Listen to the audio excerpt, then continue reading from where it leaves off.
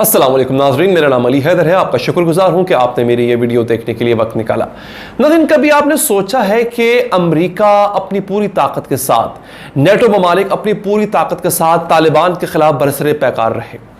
اور آپ کو میں بڑی حیران کن بات بتاتا ہوں کہ امریکہ، صرف امریکہ کی بات کر رہا ہوں، باقی ممالک کی بات نہیں کر رہا، صرف امریکہ نے افغانستان کی جنگ میں اور طالبان کے خلاف 2 کھرب ڈالر، ارب نہیں، 2 کھرب ڈالر جو ہے اس جنگ میں جھونکے، پیسے لگائے۔ اور جو باقی نیٹو ممالک ہیں ان کا خرچہ، ان کی مشینری، ان کی طاقت اس سے علیحدہ ہے۔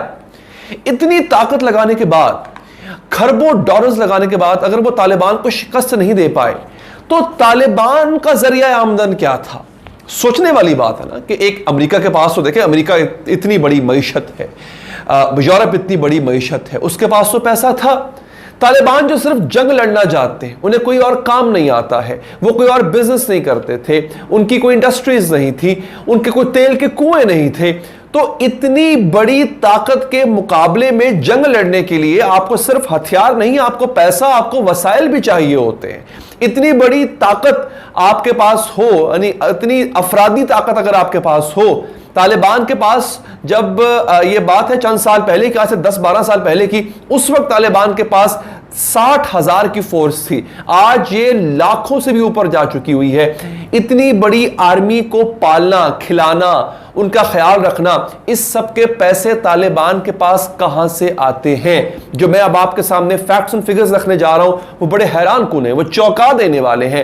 بڑا ایک پیچیدہ ٹیکس کا نظام ہے طالبان کا، اور ایک بڑا پیچیدہ نظام ہے، بڑا ایک سمارٹ سسٹم ہے جس سے طالبان اپنی جنگ کا خرچہ نکالتے ہیں۔ تو آگے بڑھتے ہیں ناظرین، اور آگے بڑھنے سے پہلے اگر آپ چاہیں اس چینل کو سبسکرائب کریں تاکہ آپ تک یہ تمام اپڈیٹس بر وقت اور منظم انداز سے پہنچتی رہیں۔ اب ناظرین، ہوا یہ کہ 2020 میں سیکیورٹی کونسل نے ایک رپورٹ شائع کی تھی جس میں بتایا گیا تھا کہ طالبان کی جو سالانہ آمدن ہے وہ 1.5 ارب ڈالرز ہے۔ سوچ کے حیران ہو چکے ہوں گے، 1.5 ارب ڈالرز اس وقت تقریباً جو ہے وہ یہ افغانی روپوں میں بھی اربوں میں بنتی ہے۔ یہ رقم افغان طالبان کے پاس آتی کہاں سے ہے؟ یہ جو سالانہ ان کی آمدن ہے 1.5 ارب ڈالرز کی، یہ پیسے آتے کہاں سے؟ پھر اس رپورٹ میں آگے کیا بتایا گیا؟ اس رپورٹ میں یہ بتایا گیا کہ ان کا ایک بڑا ہی منظم نظام ہے ٹیکس وصولیوں کا۔ ناظرین، طالبان ہر چیز پر ٹیکس لیتے ہیں۔ میں آگے چل کے آپ کو بتاؤں گا کہ وہ کس طرح ٹیکس وصول کرتے ہیں، کس سیکٹر سے ٹیکس لیتے ہیں۔ آپ یہ بھی سوچ رہے ہوں کہ حکومت میں تو وہ لوگ ہیں نہیں، تو ٹیکس کیسے وصول کرتے ہیں؟ میں آپ کو یہ بھی بتاتا ہوں۔ 2019 میں اس سے پہلے ایک رپورٹ چھپی تھی طالبان کی آمدن کے حوالے سے۔ رپورٹ میں بتایا گیا کہ طالبان کی آمدن کم ہوئی ہے، لیکن بعد میں اسی رپورٹ کی خود اس ادارے نے تردید کر دی۔ بھلا کیوں؟ انہوں نے لکھا کہ طالبان کے پاس جتنے بھی پیسے، وسائل ہوتے ہیں وہ ان کو بڑی احتیاط سے استعمال کرتے ہیں۔ یہ سمارٹ لوگ ہیں، سمجھدار لوگ ہیں، ان کا کوئی خرچہ نہیں ہوتا۔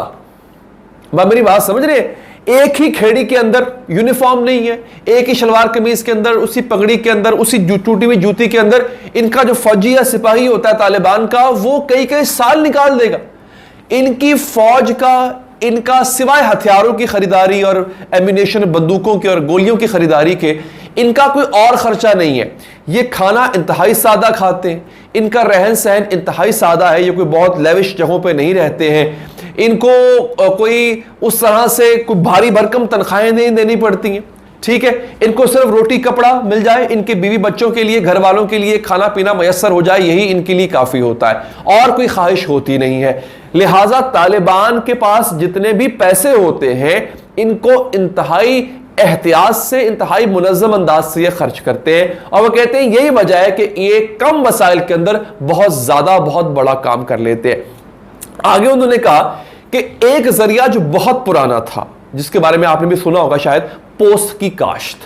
پوست سے ہیروئن بنتی ہے، اور افغانستان دنیا کا سب سے بڑا پوست سپلائی کرنے والا ملک ہے۔ ایک اندازے کے مطابق ناظرین، خالی جو پوست کی کمائی ہے اس میں افغانستان 3 ارب ڈالرز جو ہے وہ کماتا ہے سالانہ۔ دنیا میں سب سے زیادہ پوست کی کاشت اور کمائی افغانستان میں ہوتی ہے۔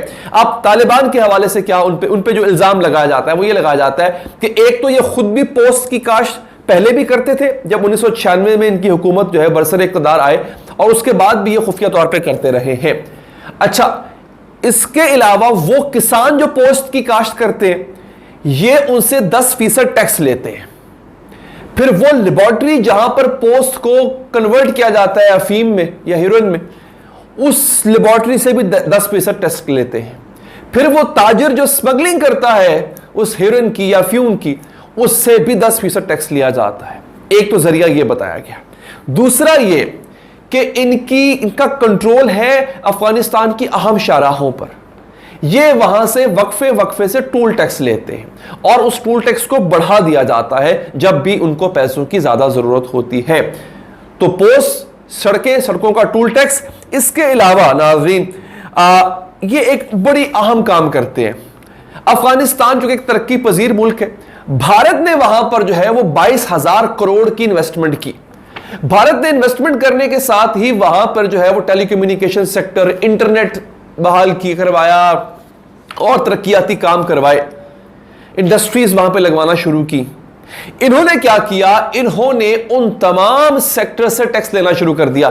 ٹیلی فون کا جو محکمہ ہے، جہاں جہاں سے اس کی لائن گزر رہی ہے وہاں سے طالبان ٹیکس لیتے ہیں۔ پھر بجلی بنانے والے جو گھر ہیں، بجلی گھر جسے کہتے ہیں، جو بڑے بڑی پاور کمپنیز ہیں، یہ ان سے ٹیکس لیتے ہیں۔ بجلی بنانے پر جو ان کی آمدن ہوتی ہے، بجلی بیچنے پر جو ان کی آمدن ہوتی ہے، طالبان ان سے بھی ٹیکس وصول کرتے ہیں۔ انڈسٹریز، کپڑا بنانے والی فیکٹری، فلاں پلاسٹک بنانے والی فیکٹری، یہ ان سب سے ٹیکس وصول کرتے ہیں۔ طالبان اس کو ٹیکس کہتے ہیں، دوسرا دھڑا اس کو بھتہ کہتا ہے۔ ٹھیک ہے جی، وہ ہر کسی کا اپنا اپنا جو اس میں جو ہے وہ نظریہ ناظرین۔ اچھا، ایک عذاب ان پہ ایک اور لگتا ہے کہ افیوم سے زیادہ سستی اب کرسٹل آئس جسے کہتے ہیں، آئس کا نشہ آپ کو پتہ ہی ہوگا، وہ ہوتا ہے، وہ بھی یہ لوگ بنا کے سیل کرتے ہیں، کیونکہ اس کا بنانا آسان ہے، سستے میں بن جاتی ہے مگر بکتی مہنگے میں، تو یہ بھی ان پر ایک الزام لگایا جاتا ہے جس کی یہ ہمیشہ تردید کرتے آئے ہیں۔ افغانستان ناظرین معدنیات کی دولت سے مالا مال ہے، اتنی معدنیات ہیں، اتنی، وہاں پہ کم سے کم کانیں جو ہیں ان کی تعداد بھی سینکڑوں میں ہے، جو کان نہیں ہوتی، مائن جسے کہتے ہیں، اور ان میں سے اکثر غیر قانونی ہے۔ طالبان ان کانوں سے نکلنے والے مال پر بھی ٹیکس یا بھتہ لیتے ہیں۔ ہر ٹرک جو کسی کان، سونے کی کان وہاں پہ ہے، لیتھیم کی کان وہاں پہ ہے، کون سا ایسا معدنیات نہیں ہے جس کی کان افغانستان میں نہ ہو، کان کنی وہاں پر ہو رہی ہوتی ہے۔ تو جو ٹرک وہاں سے نکلتا ہے، فی ٹرک $500 طالبان وہاں سے اکٹھا کرتے ہیں، اور سینکڑوں نہیں، ہزاروں ٹرک نکلتے ہیں۔ اب آپ $500 کو ہزاروں سے ملٹیپلائی کر لیں، یہیں سے آپ اندازہ لگا لیں کتنی آمدن طالبان کو ہوتی ہے۔ اور یہی وجہ ہے کہ کوئی بزنس نہیں تھا ان کے پاس کوئی ایسی ایکسپرٹیز نہیں تھی، یہ وہ طریقہ تھا جس سے یہ اتنے عرصے تک سسٹین کرتے رہے۔ امریکہ، نیٹو افواج اور نیٹو ممالک اربوں خربوں ڈالرز جھونک چکے تھے اس جنگ میں، سمجھ نہیں آ رہی تھی طالبان کے پاس لڑنے کے لیے اسلحہ، لڑنے کے لیے خرچ، کھانے کے لیے کھانا، پہننے کے لیے کپڑا کہاں سے آ رہا ہے، یہ لوگ سروائیو کیسے کر رہے ہیں۔ پھر جب ان پہ ریسرچ کی گئی، رپورٹ شائع کی گئی ناظرین، تو پتہ چلا کہ یہ وہ ذریعہ آمدن ہے۔ وہ کہتے ہیں نا، جیسے کہ بڑا مشہور جملہ تھا، حضور والا یہ ہے وہ ذرائع کہ جن کی مدد سے ہم نے یہ وسائل اکٹھے کیے۔ تو میری ویڈیو اگر آپ کو پسند آئی ہو ناظرین، اس کو آگے شیئر کیجئے گا، کامنٹ کیجئے گا، لائک کیجئے گا، اور آخر میں ایک دفعہ پھر اگر آپ چاہیں چینل کو سبسکرائب کر کے بیل کا آئیکن پریس کریں۔ اللہ نگہبان۔